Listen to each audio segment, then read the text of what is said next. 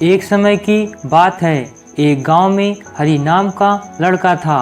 वहां लोग बेरोजगारी के कारण लोग बहुत परेशान थे और हरि बहुत पढ़ा लिखा था, लेकिन वह भी बेरोजगार था।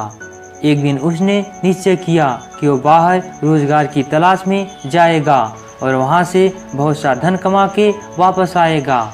हरि गांव छोड़कर शहर की ओर निकल गया। बहुत दिन बीत गए। वह एक नगर के समीप रुका और नगर में प्रवेश करते ही नगर के लोगों ने उसे घेर लिया और वहां का राजा बना दिया। ये सब देखकर हरि बहुत आश्चर्यचकित हुआ और आखिर उसके साथ यह क्या हो रहा है और ये लोग कौन हैं जो मुझे अपना राजा समझ रहे हैं। तभी उस नगर का मंत्री वहां आया और बोला, हमारे नगर की एक परंपरा है कि जो साल के पहले दिन इस नगर में प्रवेश करेगा उसी नगर का 1 साल के लिए राजा होगा। तभी हरि ने कहा, 1 साल के लिए क्यों?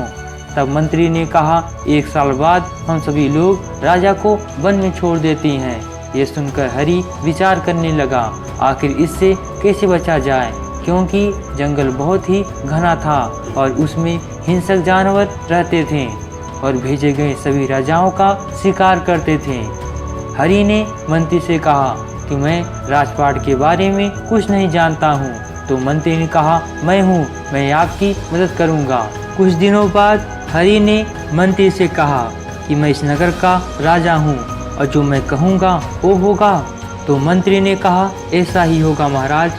तो हरि ने मंत्री से कहा, इस महल से लेके जंगल तक रास्ता बनाया जाए और जंगल में एक विशाल महल का निर्माण किया जाए और वहाँ फलदार वृक्षों को लगवाया जाए और महल के चारों तरफ सैनिकों का एक सुरक्षा घेरा बनाया जाए।